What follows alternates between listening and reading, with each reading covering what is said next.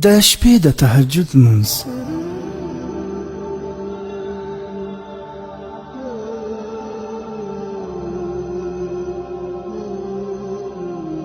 د فرض لمانځه وروسته تر ټولو غوره لمونځ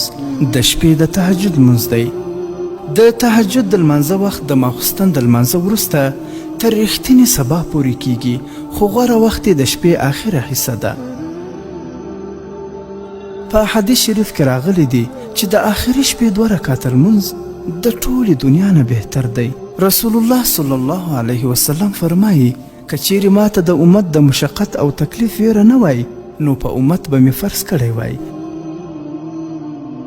حضرت ابو هریره رضی الله تعالی عنه د رسول الله صلی الله علیه وسلم دا حدیث را نقل کړی دی چې کله د شپې 3مه برخه پاتې شي نو الله تعالی لومبي اسمان ته نزول وکړي، څنګه نزول چې د هغه د شان سره لایق وي، او وفرمایي داسې څوک شته چې دعا وکړي او زه یې قبوله کړم، داسې څوک شته چې زمانه څه وغواړي او زه یې ورکړم، داسې څوک شته چې رانه بخښنه وغواړي او زه یې وبخم. په یو بل روایت کې راځي الله تعالی وفرمایي شته څوک ماته فریاد او آواز کوونکی چې ماته آواز وکړي او زه یې فریاد واورم، لمانه څه وغواړي او زه یې ورکړم، لمانه د خپلو ګناهونو بخښنه وغواړي او زه ورته بخښنه وکړم. کتاب بخاري شریف. حضرت ابو امامه رضی الله تعالی عنه روایت کوي چې رسول الله صلی الله علیه وسلم وفرمایل تاسو ته ښایي چې په شپه کې خپل رب ته ودرېږئ، ځکه چې ستاسو نه د وړاندې تیر شوي نیکانو خلکو هم دا عادت و، دا ستاسو رب ته تاسو نږدې کوي، ګناهونه مو له منځه وړي او ځینې لرې مو ترې ساتي. کتاب ترمذي شریف.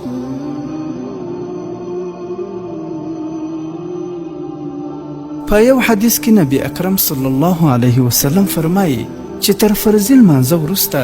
د شپې لمونځ تر ټولو نفلي لمونځونو افضل دی. له اسماء بنت یزید رضی الله تعالی عنها څخه روایت دی چې رسول الله صلی الله علیه وسلم وفرمایل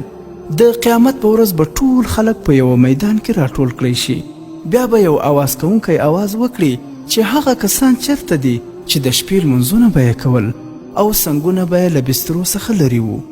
دوی به ودرېږي خو ډېر لږ خلک به وي، بیا به بې له حساب څخه جنت ته داخل شي، بیا به نورو خلکو ته امر وشي چې حساب ته ورشي. کتاب مشکات المصابیح.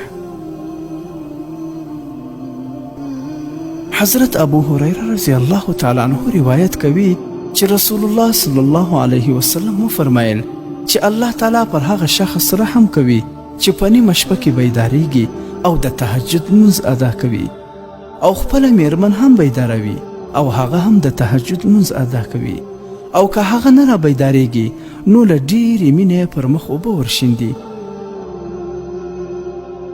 او الله تعالی هغې میرمنې ته هم د رحم او کرم په نظر ګوري چې په شپه کې تهجد کوي او خپل خاوند هم د تهجد لپاره بیداروي، او که هغه نه بیداریږي نو په مینې یې مخ ته اوبه ورشیندي. کتاب ابو داود او نسائی شریف. حضرت سهل بن سعد رضی الله تعالی عنه فرمایلی دی چې رسول الله صلی الله علیه وسلم ته حضرت جبرائیل علیه السلام راغلو او ورته وویل چې یا محمده په دې خبره پوه شه چې د مؤمن عزت او وقار د تهجد په لمانځه کې دی او عظمت یې د خلکو نه په څه نه غوښتلو کې بې پروایي کې دی. رواه الطبراني فی الاوسط.